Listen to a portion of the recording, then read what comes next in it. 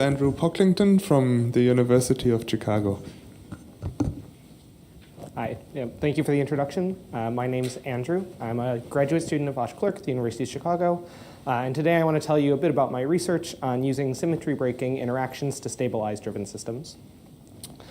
So to get started, as some motivation, I just want to briefly recap kind of the standard ways one might try and stabilize incoherent gain in a bosonic system.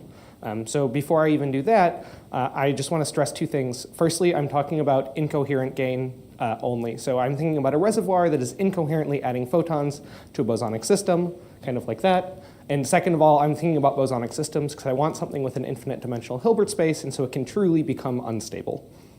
Right? And so one of the ways one might want to try and stabilize the system is to add some kind of nonlinear loss. So I have this reservoir, it's adding photons into my cavity, and then I add another reservoir that's via some nonlinear, perhaps 2-photon subtraction process, is stabilizing this cavity at some finite density. And this will work, it'll stabilize the gain process. It can be kind of difficult to try and engineer some of these nonlinear loss processes, and it would also be nice to try and do something where we don't need to start adding more reservoirs to our system. So the next kind of nonlinearity you might want to try is to add a Hamiltonian nonlinearity. So I start with the same thing. I have a reservoir. It's incoherently adding photons. And now I'm going to add some kind of perhaps Kerr nonlinearity, right? And so if I think that if my pump has some finite bandwidth, the Kerr nonlinearity is going to make it so that adding one photon has a different energy than adding the second photon, that has a different energy than adding the third photon, and eventually I run out of bandwidth. And so I can't get from 2 to 3 because my pump can add a photon at that frequency. Of course, the problem with this is then if my pump is very broadband, and specifically much wider bandwidth than any of the other frequencies in my problem, this doesn't work anymore. Because the pump doesn't care, it's just going to keep adding photons, this thing's going to still be unstable. And so you run into the same kinds of problems that kind of trying to engineer a pump with some sharp frequency cutoff can be very difficult, though a lot of interesting work has been done on this. I encourage you to look at this Nature paper. So the question I want to try and answer today is, can I use a Hamiltonian nonlinearity to stabilize infinite bandwidth incoherent gain? And so from the two examples, you might think the answer is no. Of course, it would be a very boring talk. And we're going to see that we can actually do this. And the way that we're going to do it is we're going to use symmetry breaking Hamiltonian interactions. So because I'm thinking about infinite bandwidth, I'm going to model everything using Lindblad-style master equations. So everything's completely Markovian. I have a Hamiltonian H. I have a set of jump operators, Li, that act in the standard way, right? And so I'm going to take my Hamiltonian and I'm going to break it apart into kind of a quadratic H0 and an interaction. So this is my quadratic Hamiltonian. There's some collection of bosonic modes. AI here and forever will be a bosonic annihilation operator.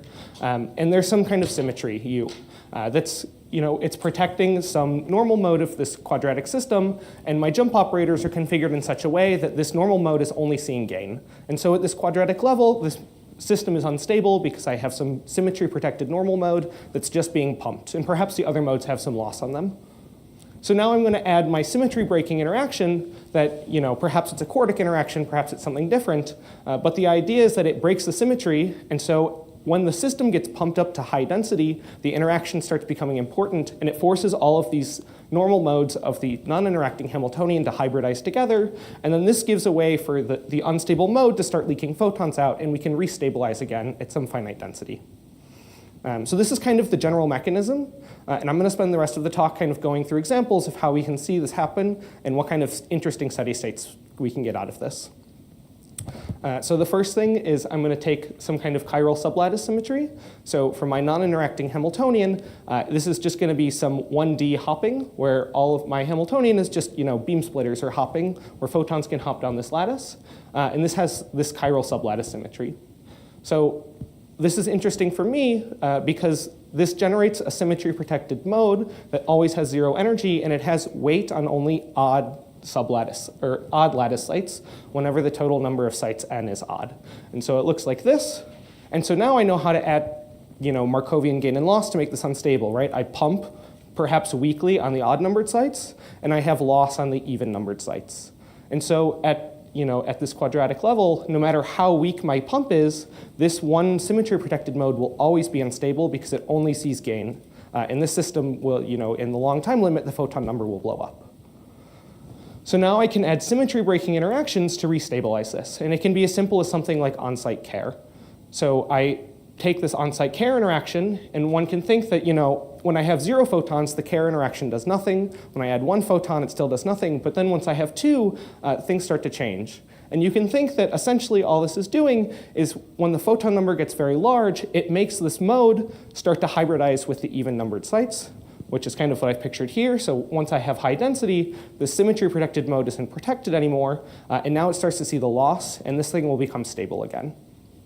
So kind of what I've been describing is some kind of like mean field-like picture, and we can start to be a bit more specific. So let's take this same system. It's 1D hopping, but we're going to take an SSH Hamiltonian. Right, so I have some overall energy scale J. I have some asymmetry between the even and the odd bonds quantified by delta. And I'm going to pump on the odd numbered sites, and I'm going to have loss on the even numbered sites. And so I'm going to take the same care nonlinearity, and I'm going to do kind of like a self-consistent mean field description, where I'm just going to treat it as an on-site detuning, where the delta i's are treated self-consistently.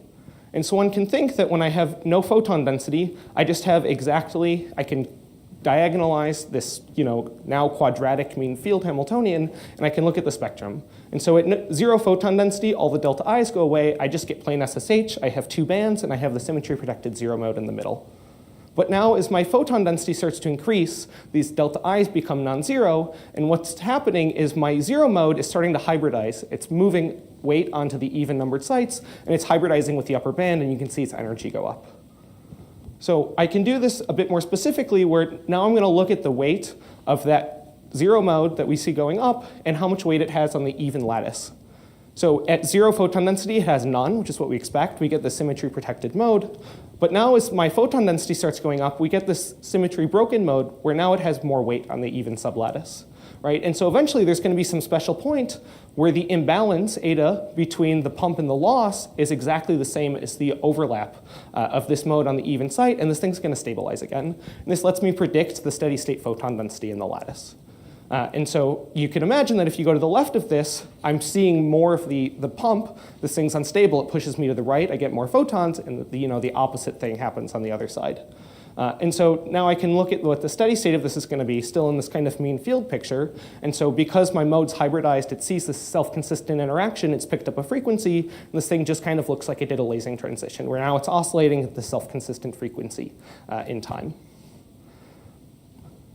So that's great. What happens when we can't treat this with mean field? What happens when perhaps our interaction compared to our hopping strength is strong? The dissipation rate compared to the hopping strength, they're all order 1 parameters.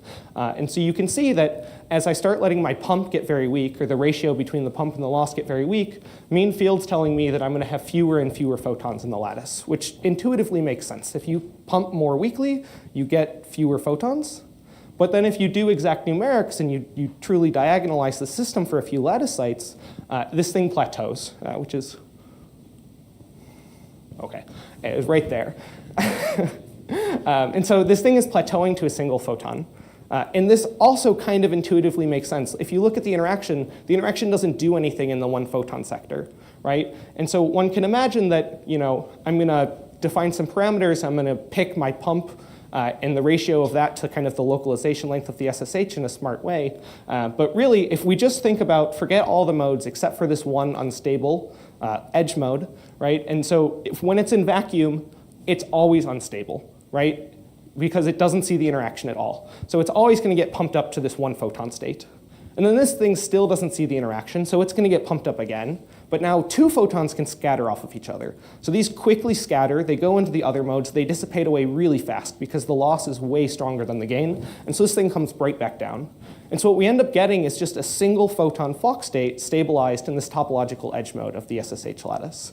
Right? And so we can kind of perturbatively calculate what we would expect. And so if we define kind of 1 twiddle to be just a single photon in the topological edge mode, then we can define this fidelity here, which is like the overlap of the true steady state with this 1 photon Fock state. And 1 minus that roughly scales like c squared, where c squared is like the localization length. And I've also picked the pump parameter eta to scale like c squared. And so you can see that the inverse Fock fidelity for, the nonlinearity of order the hopping is also scaling like c squared numerically, and also like even for a relatively weak interaction strength, so u over j is like 1/10, you can still get extremely good or extremely close to a single photon Fock state. So with that, I think I'm out of time, so I'm just going to flash some conclusions, and I'd be more than happy to take questions. Thank you.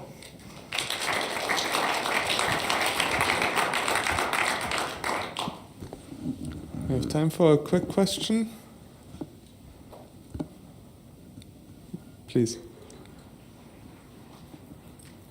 I just missed it probably. You used a Hubbard type interaction or a force-site interaction, or Kerr. Yeah. Why could a simple squeezing not have done the job?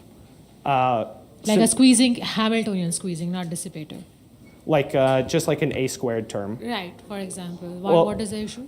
So I think the point is I wanted to use like a true interaction. I wanted something non-Gaussian, right? So if I just had like an a squared Hamiltonian, then you want something non-local. Yeah, or like still local, but something non-Gaussian. So like a true interaction to stabilize the system.